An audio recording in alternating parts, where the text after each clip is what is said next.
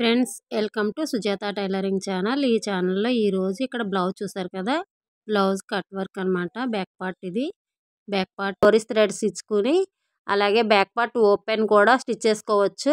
Back part open చాలా నీట్గా ఉంటుంది కట్ వర్క్ డిజైన్కి. అది ఎలాగనేది చూద్దాం. ఇక్కడ ఓపెన్ చూడండి ఎంత నీట్గా వచ్చినాయో. అలాగే ఇక్కడ కట్ వర్క్ కరెక్ట్గా రావాలన్నమాట. ఓపెన్ భాగాల్ని మనం దగ్గరికి పెట్టేటప్పుడు ఇలా కనిపించాలి, అలా అయితేనే బాగుంటుంది. అలాగే ఫ్రంట్ పార్ట్ కూడా ఇలా పిన్స్ కట్ అనమాట. నెక్ వచ్చి కట్ వర్క్ ఇలా ఇచ్చాను, చాలా బాగుంది. ఈ విధంగా ఎలా స్టిచ్ చేయాలి, ఎలా కటింగ్ చేయాలి అనేది చూద్దాం. ఇంతవరకు సబ్స్క్రైబ్ చేయని వారు ఉంటే సబ్స్క్రైబ్ చేసుకోండి ఫ్రెండ్స్. అలాగే ఇక్కడ ఫస్ట్ లైనింగ్ పీస్ని ఫోల్డింగ్ చేసుకుని మన వైపుకి ఓపెన్ భాగాలు ఉండేలా చూసుకుని పెట్టుకోవాలి. ఇలా ఫోల్డింగ్ ఆపోజిట్లో ఉండేలా చూసుకోవాలి. ఇక్కడ ఎడ్జి వారా మనకి కోరా అంచు ఉంటుంది కదా, ఆ భాగాన్ని ఇలా లైన్ డ్రా చేసుకుని కటింగ్ చేసుకోవాలి. ఇప్పుడు ఇలా కింద భాగంలో క్రాస్ ఏమన్నా ఉంటే ఇలా ఎల్ స్కేల్ని కరెక్ట్గా పెట్టుకుని ఇలా లైన్ డ్రా చేసుకోవాలి. సెకండ్ లైన్ పావించు పైకి పెట్టి సెకండ్ లైన్ కూడా డ్రా చేసుకోవాలి. ఇలా లైన్ డ్రా చేసుకున్న తర్వాత కింద భాగంలో ఫస్ట్ లైన్ని కటింగ్ చేసుకోవాలి. ఇలా కటింగ్ చేసుకున్న తర్వాత ఇక్కడ ఓపెన్ భాగాలకి హైట్ దగ్గర పావించు ఇలా సెకండ్ లైన్ డ్రా చేసుకోవాలి ఓపెన్ భాగాలకు అనమాట. ఈ విధంగా లైన్ డ్రా చేసుకున్న తర్వాత బ్లౌజ్ హైట్ని చూసుకుందాం. బ్లౌజ్ హైట్ వచ్చి 14 అంగుళాలు. 1 ఇంచు కలుపుకుని పై ఖర్చుకి కింద ఖర్చుకి కలుపుకుంటే 15 అంగుళాలు అన్నమాట. అదే 15 అంగుళాలు ఈ చివరిలో కూడా మార్కింగ్ పెట్టుకోవాలి. తర్వాత నడుము లూజ్ చూసుకుందాం. నడుము లూజు 26 అంగుళాలు. బై 4 చేసుకుంటే మనకి ఎంత వస్తుందో ఇలా ఫోల్డింగ్ మీద కూడా చూసుకోవచ్చు అనమాట. ఇలా ఫోల్డింగ్ మీద చూసుకోండి. ఇలా బై 4 చేసుకుంటే 6.5. ఇలా 6.5ని ఇక్కడ మనం కింద లైన్ వదులుకుని ఈ చివరి నుండి ఇలా టేప్ని ఇలా పెట్టి ఇక్కడి నుంచి 6.5కి మార్కింగ్ పెట్టుకోండి. ఇలా మార్కింగ్ పెట్టిన తర్వాత 1 ఇంచ్ బ్యాక్ పార్ట్ డాట్స్కి అనమాట. ఏ బ్లౌజ్కైనా బ్యాక్ పార్ట్ డాట్స్కి 1 ఇంచ్ వదులుకోవాలి. ఖర్చు భాగం 2 అంగుళాలు. 1.5 కూడా ఖర్చు భాగం పెట్టుకోవచ్చు. ఓకేనా. ఇప్పుడు చెస్ట్ లూజ్ చూసుకుందాం. చెస్ట్ లూజ్ ఇక్కడ ఎంత అయితే తీసుకున్నామో 6.5 వచ్చింది కదా నడుము లూజు. నడుము లూజు 6.5కి 2 అంగుళాలు కలుపుకోవాలి. అది ఎలా అనేది ఇప్పుడు చూడండి. ఇది 26 అంగుళాలు నడుము లూజు. బై 4 చేసుకుంటే మనకి 6.5 వచ్చింది. 6.5ని ఇప్పుడు ప్లస్ మనం 2 అంగుళాలు కలుపుకోవాలి నడుము లూజ్కి. ఇప్పుడు కలుపుకుంటే ఈక్వాలిటీ ఎంత వచ్చింది మనకి 8.5. ఈ 2 భాగాలు కలిపితే 8.5. ఈ 8.5 మనకి చెస్ట్ లూజ్ రావాలన్నమాట. ఇలా ఏ బ్లౌజ్నైనా మనం ఇలా చూసుకుంటే కరెక్ట్గా మనం నడుము లూజ్ నుండి చెస్ట్ లూజ్ తీసుకోవచ్చు అనమాట. ఇలా తీసుకున్న భాగాన్ని 8.5ని ఇక్కడ మార్కింగ్ పెట్టుకోండి. 2 ఇంచెస్ ఖర్చుకి 2 అంగుళాలు ఖర్చు భాగాలు పెట్టుకోవాలి. అలాగే ఈ భాగాలు రెండింటిని కలుపుకోవాలి. ఇలా కలుపుకున్న తర్వాత ఈ బ్లౌజ్ చిన్న సైజు కదా, షోల్డర్కి ఎంత తీసుకోవాలంటే చిన్న సైజు బ్లౌజులు అంటే మనకి 26, 25, 24 వరకు 30 లోపల వరకు కూడా 5 అంగుళాలు తీసుకోవాలి. షోల్డర్ ఫుల్ షోల్డర్ 30 నుంచి 24 వరకు అంటే ఇలా ఫుల్ షోల్డర్ వచ్చి 5 అంగుళాలు తీసుకున్నాం కదా. షోల్డర్ వచ్చి 3 అంగుళాలు ఉండాలి. ఇది ఏ సైజు వరకైనా 3 అంగుళాలు ఉండాలి. కస్టమర్స్ వాయిస్ అండి, ఒకవేళ 2.5 పెట్టి చిన్నగా పెట్టమంటే అటు సైడ్ వదలకూడదు, నెక్ వైపుకే వదులుకోవాలి. ఓకేనా. ఇప్పుడు ఈ భాగం కట్ వర్క్ కాబట్టి 3 అంగుళాలు ఉంచుకోవాలి. ఇప్పుడు నెక్ డౌన్ అనమాట. బ్యాక్ పార్ట్ నెక్ డౌన్కి ఇక్కడ కింద నడుం భాగం దగ్గర 3.5 వచ్చింది. ఆ భాగానికి 1 ఇంచ్ కలుపుకోవాలి. పైకొచ్చి కిందకొచ్చికి కలుపుకుంటే 4.5. ఇప్పుడు ఈ భాగం ఇక్కడ మనం తీసుకున్న 2 అంగుళాలు మిగిలింది కదా, ఇక్కడ 3 అంగుళాలు పెట్టుకోవాలి. ఏ సైజు బ్లౌజ్కైనా ఇక్కడ 3 అంగుళాలు ఉంటే మనకి నెక్ డీప్గా మంచిగా అందంగా రౌండ్గా కూడా వస్తుంది. ఓకేనా. ఇప్పుడు ఇలా లైన్ డ్రా చేసుకుని ఇలా నెక్ రౌండ్ తీసుకుందాం. కరువు స్కేల్ తీసుకోండి. ఇలా తీసుకున్న తర్వాత ఇలా కరెక్ట్గా పెట్టుకుని ఇలా లైన్ డ్రా చేసుకోండి. ఇలా లైన్ డ్రా చేసుకుంటే నెక్ ఈజీగా వచ్చేస్తుంది. ఓకేనా? ఇప్పుడు ఇక్కడ ఎంతైతే వచ్చిందో ఫుల్ షోల్డర్ అదే విధంగా ఇక్కడ పెట్టుకుని ఇలా మార్కింగ్ పెట్టుకోండి. చంక డౌన్ ఇలా తీసుకోవాలి. నడుము చిన్న సైజు వచ్చేవారికి 5.5 చంక డౌన్ ఉంటే సరిపోతుంది. డౌన్ తీసుకోవాలి. అయితే ఈ చంక డౌన్ తీసుకున్న తర్వాత ఈ చివరిలో 5.5 ఇక్కడ కూడా కరెక్ట్గా ఉందో లేదో చూసుకోండి. ఏమైనా హెచ్చుతగ్గులు ఉంటే మళ్ళీ లైన్ డ్రా చేసుకోండి. ఓకేనా? ఇప్పుడు ఈ భాగం ఇలా ఉంది కదా. ఇప్పుడు మనకి ఆర్మల్ రౌండ్ బ్లౌజ్ నుండి చూసుకుందాం. బ్లౌజ్ నుండి ఎప్పుడు కూడా చూసుకుంటే కరెక్ట్గా వస్తుంది. ఇక్కడ ఆర్మల్ రౌండ్ చూసుకునే ముందు ఇక్కడ జాయింట్ కుట్లు ఉంటాయి కదా, ఇక్కడ నుండి ఇక్కడ షోల్డర్ జాయింట్ దగ్గర వరకు ఇలా చూసుకోవాలి. బ్యాక్ పార్ట్ చూసుకోవాలి ఫ్రెండ్స్ కంపల్సరీ. ఇక్కడ నుంచి ఇలాగా ఆర్మల్ రౌండ్ ఇలా చూసుకోండి. ఇలా చూసుకుంటే 7 అంగుళాలు వచ్చింది. ఇప్పుడు 7 అంగుళాలని ఇక్కడ మనకి 7 అంగుళాలు రావాలి. ఇప్పుడు ఆ భాగం ఎలా వస్తుంది అనేది చూద్దాం. ఫస్ట్ ఇక్కడ కార్నర్లో ఇలా లైన్ డ్రా చేసుకుని ఇక్కడ 1.5 అంటే చిన్న సైజు కదా, 1.5కి మార్కింగ్ పెట్టుకోండి. ఇలా 1.5కి మార్కింగ్ పెట్టుకొని ఇప్పుడు ఈ భాగాన్ని ఇలా లైన్ డ్రా చేసుకోండి ఈ విధంగా. ఇప్పుడు మనకి 7 అంగుళాలు ఆర్మల్ రౌండ్ రావాలి కదా. ఇలా లైన్ దగ్గర నుండి ఇలా చూసుకుంటూ రండి. ఇలా చూసుకుని వస్తే మనకు కరెక్ట్గా మ్యాచ్ అయిందో లేదో చూసుకోవాలి. ఇప్పుడు ఇది మ్యాచ్ అవ్వలేదు. మళ్ళీ 1/2 ఇంచు పైకి లైన్ డ్రా చేసుకుని మళ్ళీ ఇక్కడ 5 అంగుళాలకి పైకి తీసుకుని ఇలా లైన్ డ్రా చేసుకోండి. ఇలా లైన్ డ్రా చేసుకుని ఇలా మిడిల్లో మళ్ళీ ఇలా లైన్ డ్రా చేసుకోండి. ఇలా లైన్ డ్రా చేసుకున్న తర్వాత మళ్ళీ 1.5కి మార్కింగ్ పెట్టుకోండి. ఇక్కడ ఇలా మార్కింగ్ పెట్టుకున్న తర్వాత కర్వ్ స్కేల్ తీసుకుని ఇక్కడ ఇలా లైన్ డ్రా చేసుకోండి. తర్వాత ఇప్పుడు ఇక్కడ నుంచి ఇక్కడికి ఆర్మల్ రౌండ్ మ్యాచ్ అయిందో లేదో ఒకసారి చూసుకుందాం. 7 అంగుళాలు కదా, ఇక్కడ నుండి ఇలాగ పైన ఖర్చు భాగం వరకు చూసుకోండి. ఇక్కడ కరెక్ట్గా సరిపోయింది. అదే ఈ భాగం మనకి ఆర్మల్ రౌండ్ ఎక్కువ వచ్చిందనుకోండి కిందకి దించుకోవాలి. అదే తక్కువ వచ్చిందనుకోండి పైకి దించుకోవాలి. అంతేకాని చెస్ట్ పాయింట్ మాత్రం మార్చకూడదు. ఓకేనా? అర్థమైంది కదా. ఇప్పుడు ఈ భాగంలో నడుం డాట్ చూసుకుందాం. బ్యాక్ పార్ట్ నడుం డాట్ వేసేటప్పుడు ఇక్కడ ఖర్చు భాగం దగ్గర నుండి ఇలా టేప్ని పెట్టుకుని ఇలా సగ భాగానికి ఫోల్డింగ్ చేసుకోవాలి. తర్వాత బ్యాక్ పార్ట్ హైట్ వచ్చి ఇలా డాట్ హైట్ 4 అంగుళాలు తీసుకోవాలి. ఏ సైజు వారికైనా 4 అంగుళాలు సరిపోతుంది. డాట్ వెడల్పు వచ్చి 1 ఇంచ్ ఉండాలి. ఇలా క్రాస్గా లైన్ డ్రా చేసుకోండి. ఇది బ్యాక్ పార్ట్ డాట్ అనమాట. ఓకేనా? ఇప్పుడు ఈ చివర్లో మనకి జాయింట్ కుట్టేసే చివర్లో ఇక్కడ సైడ్ జాయింట్ చేసిన తర్వాత నుడతలు లేకుండా నీట్గా ఉంటుందన్నమాట. సైడు ఇలా తీసుకోవాలి. ఏ సైజు బ్లౌజ్కైనా ఇలాగే తీసుకుంటే బాగుంటుంది. ఓకేనా? కటింగ్ చేసుకుందాం. ఇప్పుడు ఈ భాగాన్ని కటింగ్ చేసుకుని ఇప్పుడు మన కట్ వర్క్ డిజైన్కి పేపర్ క్యాన్వాస్ని తీసుకుందాం. అది ఎలా తీసుకోవాలి ఇప్పుడు కట్ వర్క్ డిజైన్కి చూద్దాం. ఫ్రంట్ పార్ట్ కూడా ఇది ఫినిష్ కట్ కటింగ్ అనమాట. ఫ్రంట్ నెక్ కూడా ఆల్రెడీ రౌండ్ నెక్ డ్రాఫ్టింగ్ చేసుకుని పక్కన పెట్టుకుని పేపర్ క్యాన్వాస్ని తీసుకుని ఇలా ఫోల్డింగ్ ఇలా ఉండాలి. లోపల భాగంలో ఫోల్డింగ్ లోపల ఇలా సైనింగ్ ఉండేలా చూసుకుని ఇలా పై భాగంలో ఇలా ఫోల్డింగ్ పెట్టుకోండి. ఇలా పెట్టుకున్న తర్వాత మనం ముందే కటింగ్ చేసుకున్న బ్యాక్ పార్ట్ని ఇలా తీసుకుని ఇలా పెట్టుకోండి. ఇక్కడ బ్యాక్ పార్ట్ నెక్ ఎంతవరకు ఉందో ఈ భాగాన్ని ఇలా తీసుకుని ఈ పై భాగంలో 1 ఇంచ్ వదులుకోవాలి. ఇలా 1 ఇంచ్ పేపర్ క్యాన్వాస్ని వదులుకుని ఇక్కడ కరెక్ట్గా షోల్డర్ దగ్గర ఒక మార్కింగ్ పెట్టుకోండి.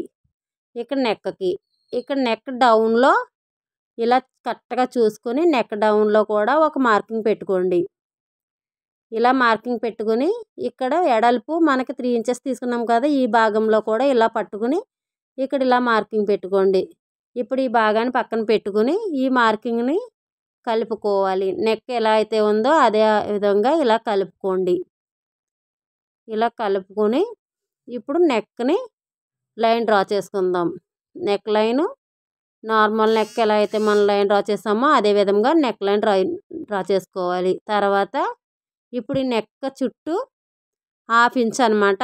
1/2 ఇంచ్కి ఇలా మార్కింగ్ పెట్టుకుంటూ ఇలా చూడండి హాఫ్ ఇంచ్ వరకు మార్కింగ్ పెట్టుకోవాలి.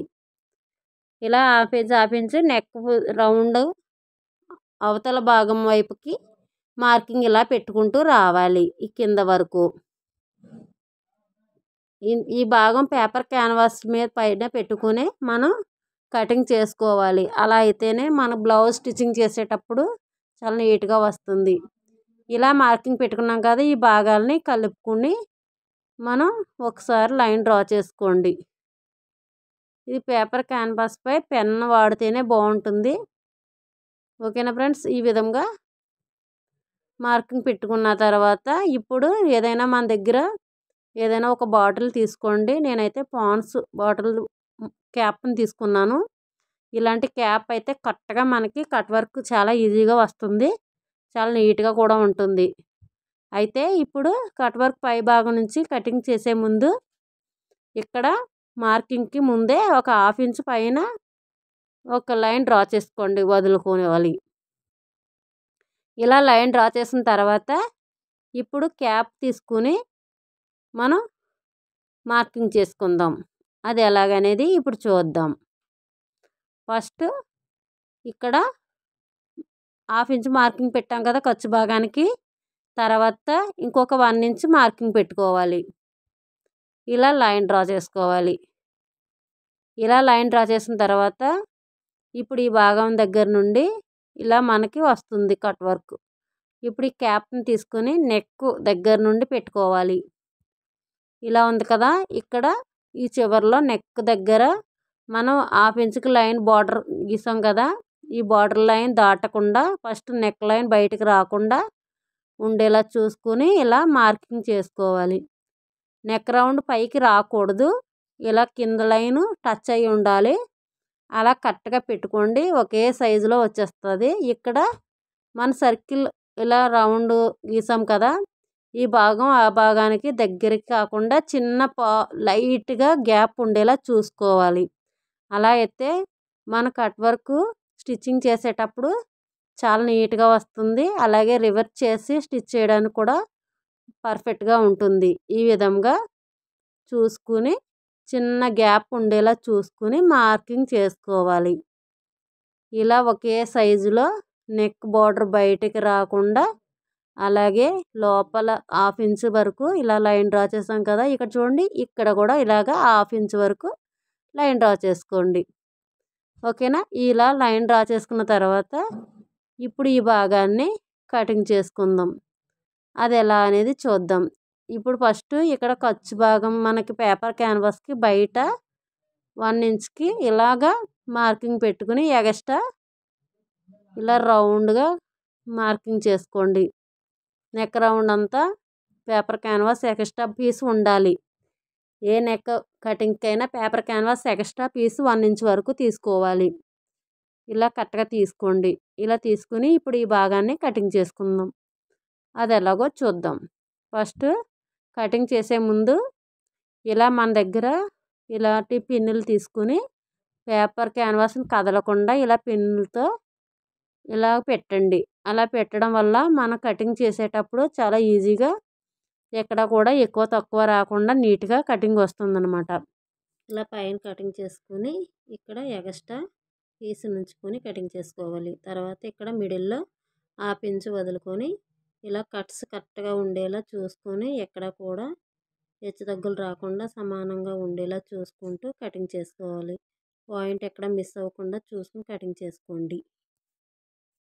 ఇదే విధంగా ఫ్రంట్ పార్ట్ పీస్ని కటింగ్ చేసుకోవాలి. అయితే ఫ్రంట్ పార్ట్ ఎలా తీసుకోవాలి అనేది కూడా చూద్దాం.